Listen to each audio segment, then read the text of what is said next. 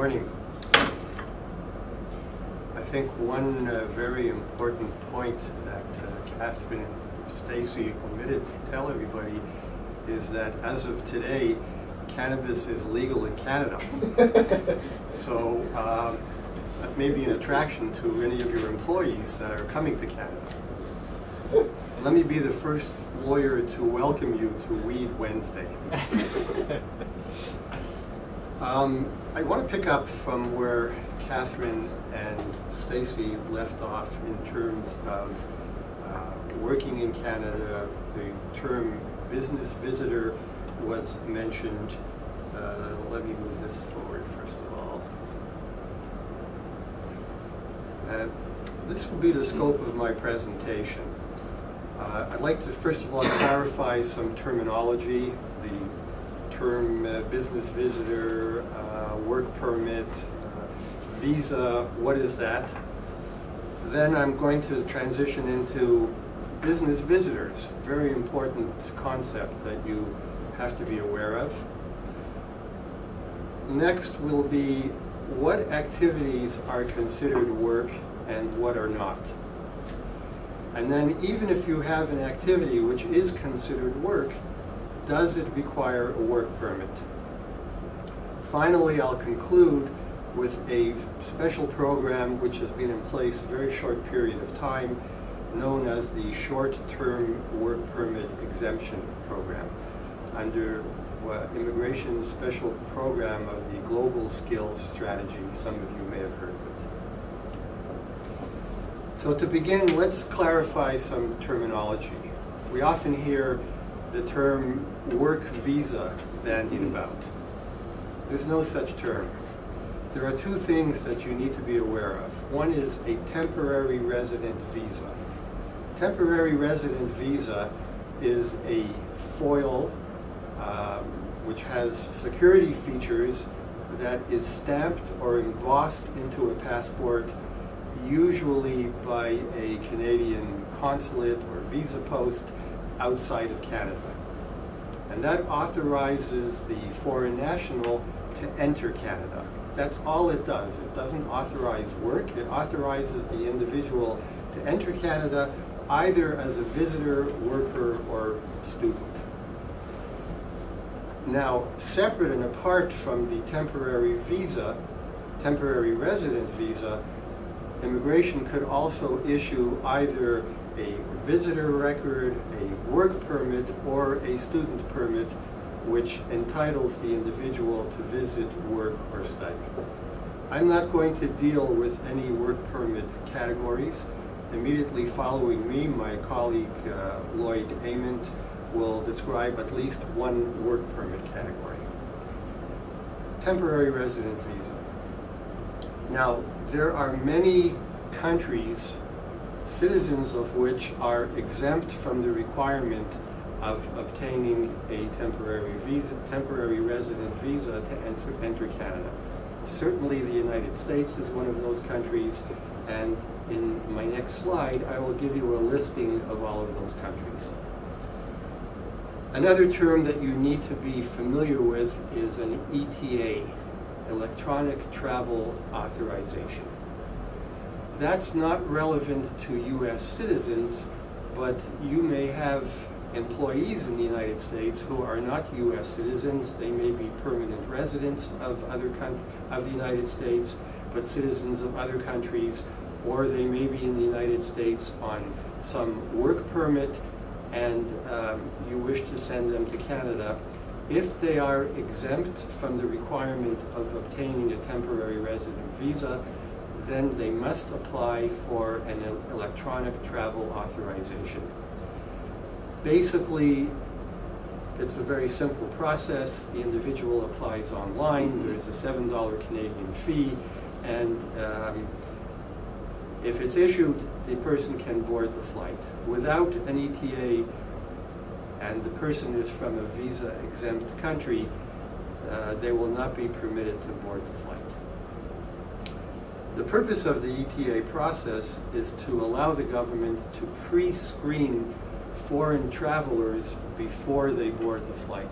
Previously, before the ETA regime was introduced, individuals would show up in Canada, they didn't need a visa, and then it would be discovered that they had criminal convictions or other issues of inadmissibility. This way, the government, immigration, has the opportunity to pre-screen these individuals before they board the flight. This is the list of visa-exempt countries. I'm not going to go through it now. You can all read it for yourselves. I've designed my paper as a resource tool for you. So if you wish to print it out at some point and keep it to refer to, there's a lot of information on here that I just don't have time to go through point by point. But you'd be surprised at some of the countries that are found on this list. It's actually a page and a half. It's quite extensive. Business visitors. Very important concept that you need to know about. Basically, it allows individuals to enter Canada for business purposes without obtaining a work permit. Now, again, coming back to the temporary resident visa concept, if the individual is from a country that requires a visa to come to Canada, they still need to apply for that visa in advance, but there's maybe no work permit required. What is a business visitor? Stacy and Catherine touched upon it. It's basically an individual who is coming to Canada without any intent to enter the Canadian labor market, and there is no gainful employment in Canada. In other words, there is no remuneration from any Canadian source. Now, the remuneration factor is not the be-all and end-all in determining whether or not a person is a business visitor. It's certainly possible that an individual may come to Canada without receiving any Canadian-sourced remuneration, but they're actually, the nature of the activity is that they're entering into the labor market. They would not qualify as a business visitor, and upon disclosing their intention to immigration at the airport, there's a great likelihood that they could be turned back. Again, I'm not going to read this point by point. You can always come back and refer to the detailed description of the business visitor category which I provided.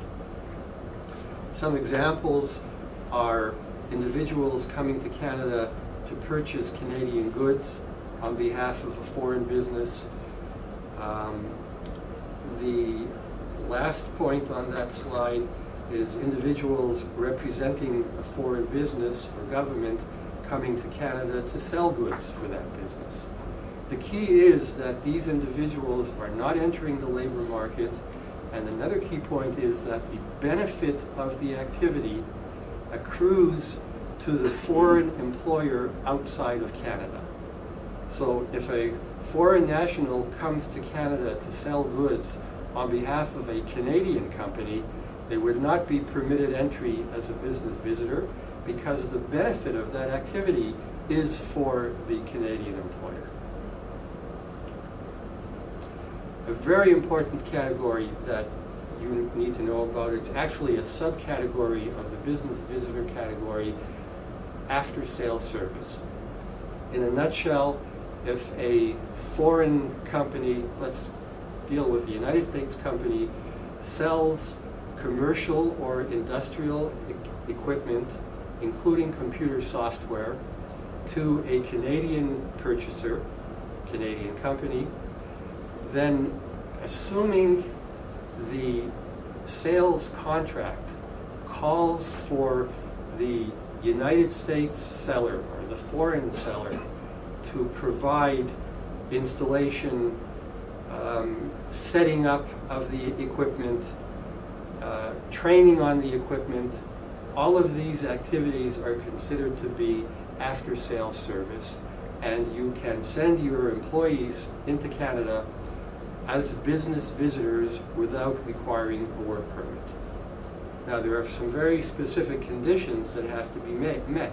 As I mentioned, the contract for sale of the equipment or the computer software must call for the after-sales service, in other words, the setting up, the installation, and training. This also includes warranty services. There is something known as third-party after-sales service.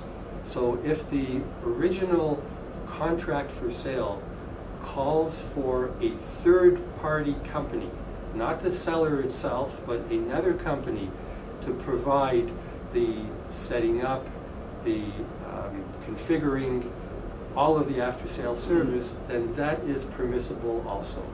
The individual does not necessarily have to be an employee of the seller company. Again, it's got to be very carefully documented. There would have to be a contract for sale, calling for the third-party after-sale service, etc. What's work? We talked about business visitors. What about work? So work is defined as an activity for which wages are paid or commission is earned, and that competes directly with activities of Canadian citizens or permanent residents in the Canadian labor market. Generally speaking, there would be payment. Generally, the individual is competing, entering into the Canadian labor market. Those are the two key considerations. The immigration guidelines provide examples of activities that one might think is work, but really is not. So for example, volunteer work, for which one would normally not be remunerated, sitting on the board of directors of a company, of a charity, religious organization, all of that is not considered work.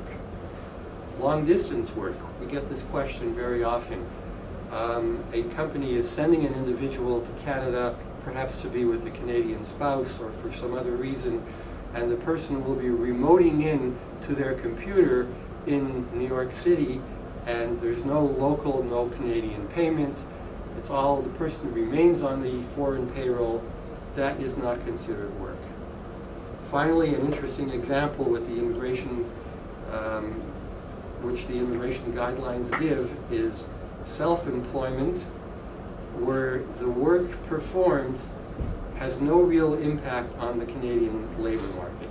And the example they give is a miner working on his own claim. No entry into the Canadian labor market. Okay, there is a whole list in the immigration regulations, known as Regulation 186, which is a list of activities which at first blush would appear to be work, but based on the list in this regulation, is not considered work, and one may enter Canada to engage in any of these activities without obtaining a work permit in advance. I'm not going to go through the list in detail. If you look at the bottom of the slide you're looking at now, one example is foreign news reporters and media crews. Clearly they're entering into the Canadian labor market. Nevertheless, this particular regulation exempts them from the requirement of a work permit. Convention organizers. I have a client that's involved in the convention organization business, and we're constantly sending employees to Canada to organize conventions for major companies. We bring them in. Clearly, they're working, they're entering into the labor market. They're coming to these conventions. They're involved in hands-on activities. Based on this exemption, it's known as, it's Section 186, sub K, we bring these employees in on a work permit exempt basis. Clergy members, if any of you have occasion to be bringing in a clergy pastor in a church, that person is on the payroll, on the Canadian church's payroll, is entering the Canadian labor market. Nevertheless, based on this regulation, no work permit is required. And I'll leave it to you to, the bottom one up on that page is also noteworthy. Providers of emergency services can enter Canada on a work permit exempt basis. Makes sense. Finally, I want to conclude with the special program that has been implemented by immigration not too long ago. let's just get the big picture again. We started out with business visitors. We defined work, what is not work, and then we talked about some work activities which are exempt by regulation from the requirement of obtaining a work permit. Now we're going to focus on work activities which clearly require a work permit, but nevertheless are exempt based on this special program known as short-term work permit exemptions. So a work permit is not required to perform certain high-skilled short-term work. Those are the two key criteria. It must be high-skilled work and it must be short-term. What does that mean? Short-term means either 15 consecutive calendar days or 30 consecutive calendar days. What's the difference between the two? If the individual is entering for a maximum of 15 consecutive days, then that individual may not enter again under this exemption for a period of 6 months. So at any point when an individual is seeking entry for up to 15 days, immigration will look into their database to see if within the previous 6 months this person has applied under this special category. Likewise, 30 consecutive days. One can only take advantage of this exemption for 30 days during a 12-month period. So once an individual enters for 30 days, they cannot do so again for a year. So that's the first criterion, the number of days, the short-term duration. The second requirement is that it be a high-skilled occupation. What does high skill mean? So there is something called the NOC, the NOC, or the National Occupational Classification. This is a dictionary, it's a fancy word is a taxonomy. If anybody wants to look that up afterward, basically a listing of thousands of occupations separated or classified by skill level.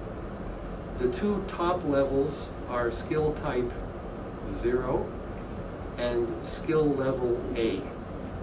Skill type 0 are management occupations, and skill level A are professional occupations which usually require university education and, generally speaking, a minimum of a bachelor level degree. And then the NOC has further subdivisions. There's skill level B, C, D. So if the occupation that one is seeking to enter Canada for is of a skill type 0 or skill level A, then that individual may take advantage of this special exemption, assuming they're seeking entry for no more than either 15 days or 30 days. And again, the effect of this exemption is that notwithstanding the individual is entering into the labor market and is being paid in Canada in the labor market and would normally require a work permit, under this exemption they are exempt from that requirement. So we've sort of come full circle now in the presentation. Immediately following me in a couple of minutes, Lloyd will be focusing on a specific work permit category where the individual does not qualify for the work permit exemption, either because it's not high skilled or it's not on a short-term basis. My last slide, I give you some websites where you can find more information, and I will be around to answer questions. Thank you.